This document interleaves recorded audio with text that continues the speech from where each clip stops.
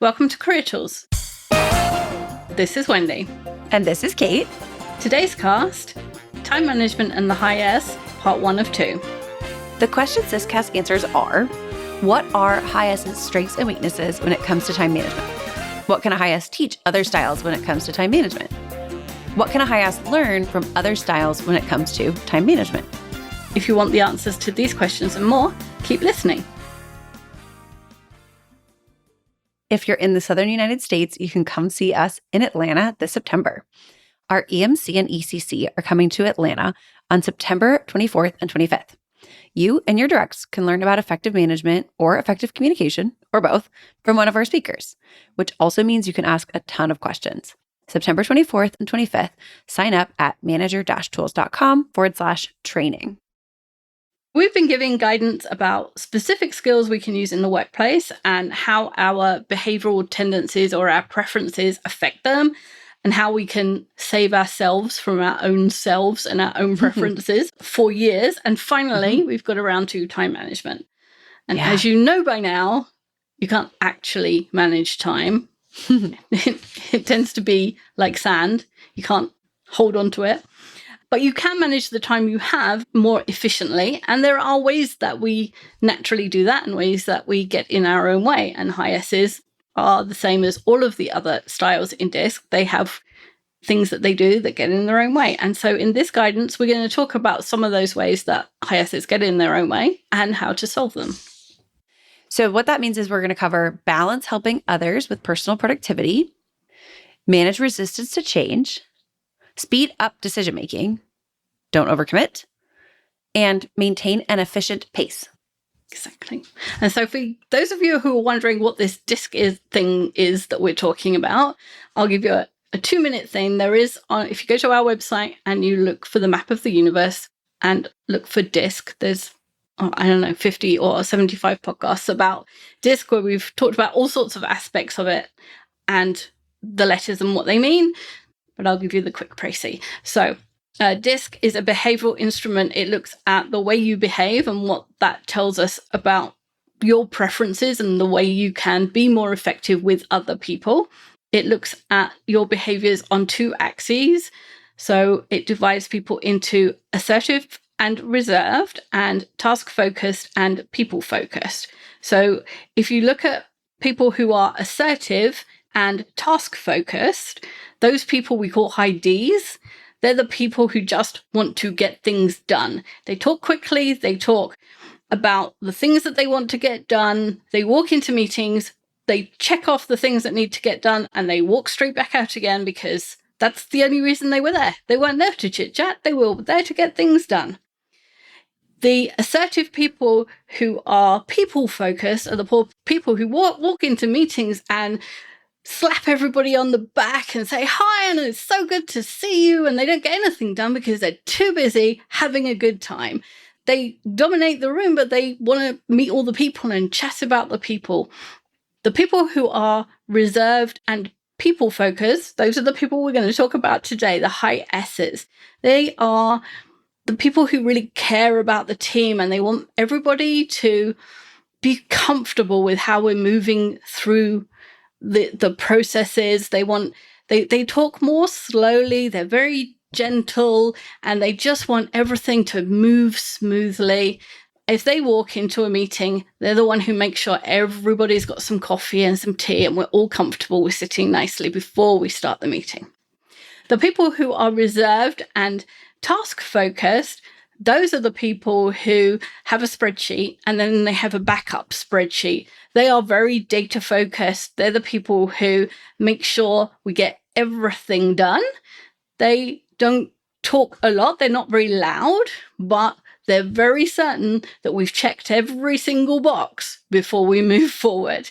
They're often the people who do things. They're the people who've learned pi to like 50 numbers because they're very, very precise. Mm-hmm. So in this class, we're going to focus on the High S. We're going to be talking about them, but we're going to talk about the other styles as well, because it's easy to look at one style and then contrast them against others when you're trying to show how one can learn from another. So we're going to start with the High S's balance helping others with personal productivity. Right. You mentioned that highesses are reserved and people focused. Their people focus leads to this first weakness. The combination of being reserved and people focus leads to all the rest of their weaknesses, but we'll get to those. Their need to put people first before tasks, before even themselves and their needs, means that they will always help out a colleague.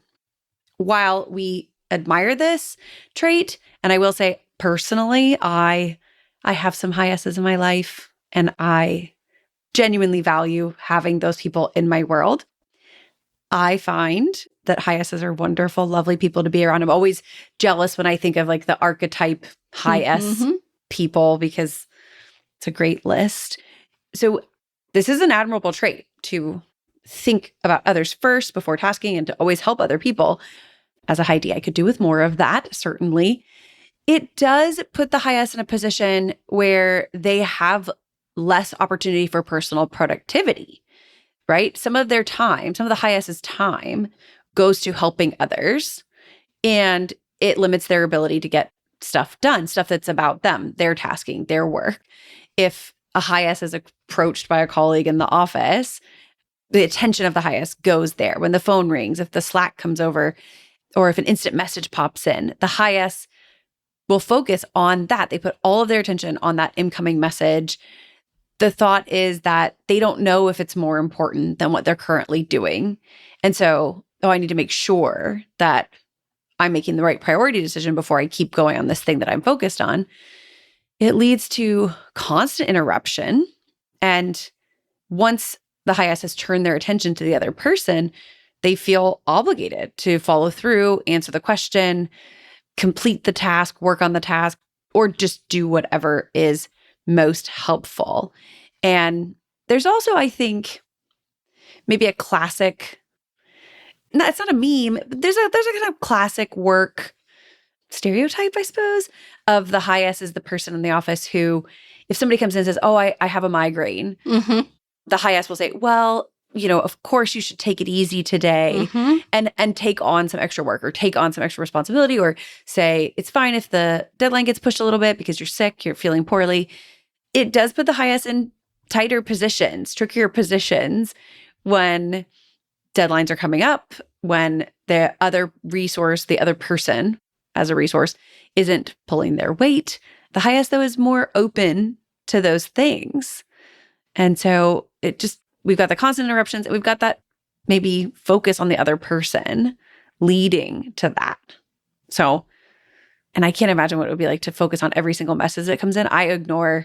My phone spends a lot of time on do not disturb, which is different, right? And that's a strategy to overcome this, is to establish do not disturb times when you can't be interrupted. You can also have office hours where you welcome questions and requests for assistance to balance that time where you're unavailable. People hear about open door policy and they think, oh, I have to be constantly available. I have to always be there. That's not what it means, y'all. So we suggest that there is time when you could completely focus and shut out the rest of the world, an hour or two. It will not only help with managing interruptions, it also helps you manage when you can do and focus on certain types of work, right? Which I find really invaluable for getting into the weeds, getting really focused on just like the minutia of work. Yeah, just sink down into it. I always think of like sinking because I feel like I'm coming up when I come back to the world. The thing about high S is turning their attention to whatever's just interrupted them and then checking whether or not that thing is more important always reminds me of the story of the Queen, who was meeting someone and their mobile phone rang. And she said, because the Queen was hilarious, said, oh, you ought to answer that because it might be someone important. There being nobody more important in Britain than the Queen. And the problem for the high S is they always want to check if it's something more important. And what they need to learn is, like the Queen, if you're meeting the Queen, there is nobody more important. And there are some things in your work life, there is nothing more important than what you're doing. That there are some things that are core to your work, that are the most important thing to your boss, that are most important to your customer. And letting someone interrupt that, whether you know what it is or not. Like, if it's that important, there is nothing more important. So don't let somebody interrupt it. Yeah. One way I find for myself to really be able to behave this way that's helpful is to, at the end of the day, before I leave my desk, every day, I look at tomorrow and I ask myself, what is the one thing at my next work day that has to get done? And if you were to use your do not disturb time to focus on that one thing, you then know you've chosen. It's priority. You've chosen. This thing has to get done today. I find that really helps me also to feel better when there are interruptions, because I know that one thing has been taken care of. That focus time has happened. And we recommend that you schedule work that requires more thought for when you're not going to be interrupted, and that which could be done in shorter bursts with less thinking at times when you might be interrupted more often. Your office probably has a rhythm. Ours certainly does. There's days and times where you're likely to hear nothing, and there's times when it's just constantly an onslaught. So there's that. And this, right, what is called time blocking or time boxing, which is a time management strategy that a lot of people use, and it can be leveraged here. Yes, exactly. And having times when you cannot be disturbed, or you say to people, don't disturb me, or you put up on your calendar, or you turn on do not disturb on your various devices, can feel like you're putting up a barrier.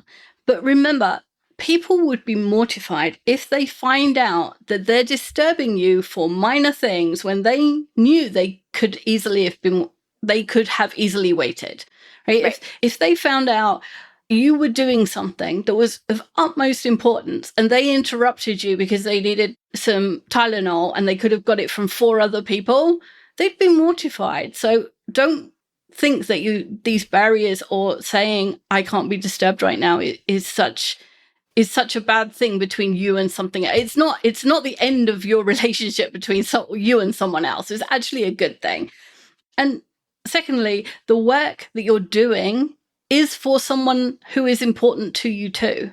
If you're doing work for your boss, that relationship is important to you too. And finally, using your time wisely like this sets an example for other people in your team too. And if all of you are able to use your time wisely and get more done, you can all leave on time and spend more time with your families, and you'll all be having a better time at work, right? You'll be less stressed if you're all meeting deadlines and targets and so on. So actually making the best use of your time, if that means some time when you're not disturbed, that's actually a good thing in a multitude of ways. It is. And there's also the part here where deep thinking work, uninterrupted work, on do not disturb at your desk for myself, I usually play like very light classical violin music, right? Those cycles where your thinking can be very relaxing for you and very, I find, valuable for your ability to focus at other times. Being really deeply focused on one thing allows you to then, when you're not deeply immersed, have more cycles for the things that are happening around you. To some extent, I think we should consider, high S's, that focused time really gives you the ability to better support other people when you can at other times. It's a little bit like shoring up your resources against burnout, if you will, because you will have less stress at the other times of your day. You will have more ability again to focus. And I find that, as you said, like when you come up out of that deep thinking focused time and cycles, I feel a little bit tired mentally. I also, though, generally come out of it feeling that I can really pay attention, and I'm a little bit refreshed in my ability to not feel very scattered.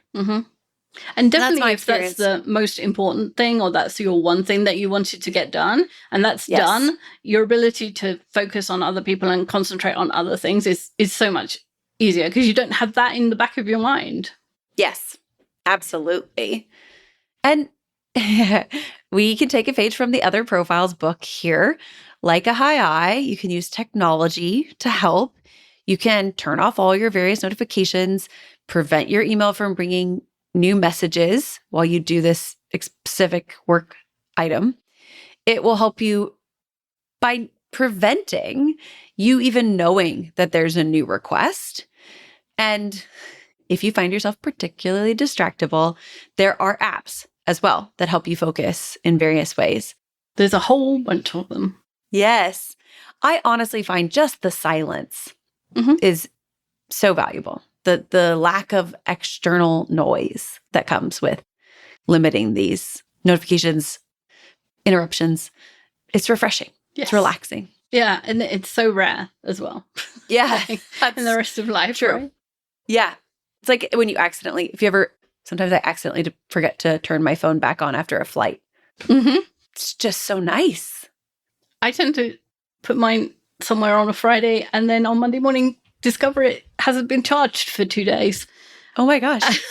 That's nice. Great. It's like a really good focus elsewhere. Yeah. Good. It's really nice.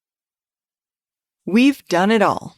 After a year of tireless work, we're thrilled to announce the launch of our Pathways to Professional Excellence, a revolutionary license structure designed to elevate your career journey. From day one to the C-suite, we're now equipped to support every step of your professional growth.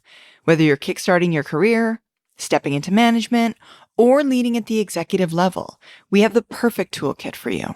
Career tools for career development, manager tools for effective team management, and executive tools for strategic leadership. This isn't just a refresh. We went right back to the beginning and reimagined how we could support you best. We've carefully crafted each license to address the unique challenges you face at every career stage. Now, Manager Tools grows with you, providing the exact resources you need precisely when you need them. Ready to accelerate your professional journey? Well, your pathways to professional excellence await. Let's make your career aspirations a reality together. Okay, so next, manage resistance to change. So high S's prefer stability and security. And if change is going to happen, they would prefer it happens very slowly. My mum is a high S, and she doesn't like surprise presents. She doesn't mind a present, but she would like to buy it herself. And if she can't buy it herself, she would like to go shopping with you and have you pay for it. She just doesn't like the change. And so even a surprise present is a change because she then has something new in her house, and that's too much.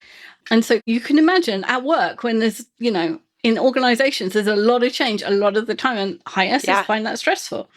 Frequently, changes in the organization disturb high S's time management because they're thinking about that change. Oh, someone said something's changing over there in that department. What is that going to mean for me? What does that mean for the rest of our team? What does that mean for the person I know over there?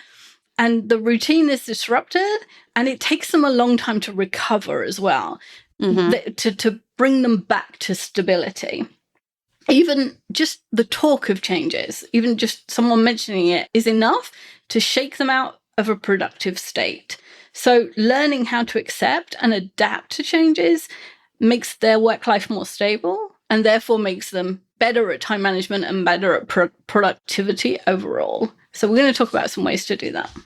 One way that high S's can make change more tolerable is to maintain the things that are maintainable and recognize that those things are being maintained, that we're keeping the status quo with those things.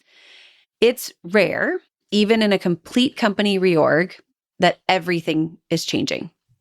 Think of all the things, the tasks, the items that make up your job, the things you do, your team, your boss, the route you take to work, your customers, the order in which you do your tasks, the building where you work, the times that you start and end work, the part of the organization you're in, the software you use, the time you go to lunch. That's a short list. It contains both items that can be changed around you and those over which you have control. Usually we have control over the order in which we do our tasks, even if we don't control exactly what tasks they are. Most of us have control over what time we take lunch and how we set up our desks and our software.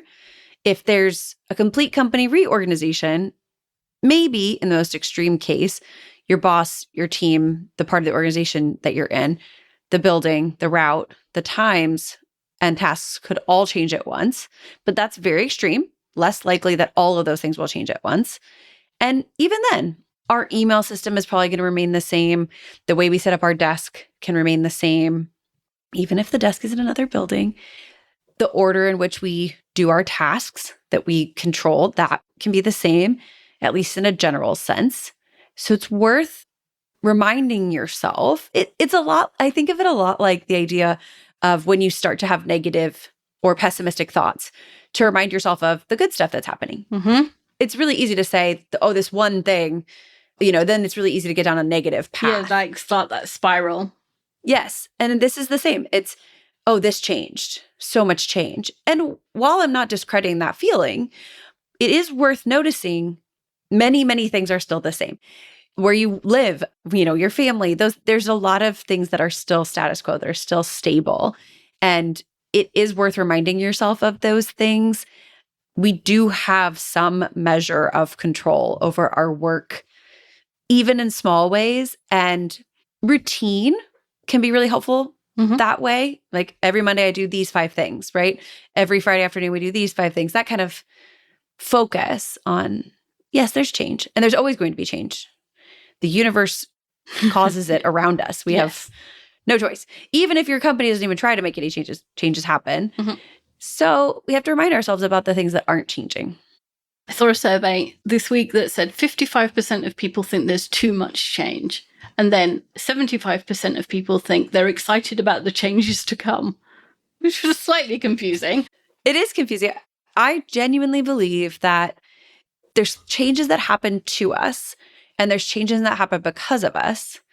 And we're much more comfortable with the ones that happen because of us rather than the ones that happen to us. Unfortunately, if you have a low tolerance for change, you would have to then make no choices that would cause change, because change is inevitable as the environment shifts. Yeah.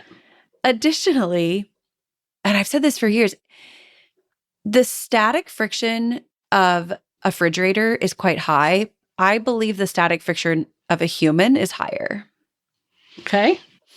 I believe that in general, when presented with something new, majority of humans presented by an external source, the majority of humans, their initial instinct is no. Yeah, because it's dangerous, right? Like if sure. we don't know something, if we don't know what something is, the first rule of preservation of self is don't do it. Yeah, it's completely normal. It's completely human. Nobody talks about, though, the static friction of humans, just the kind of default setting of, I'm not going to change. I'm not going to move. I would like for things to stay the same. And that makes total sense, because people want to cause their own change. It's more comfortable to be involved in changes that you initiate, propagate, work through, rather than the ones that the universe inflicts upon you. Yeah.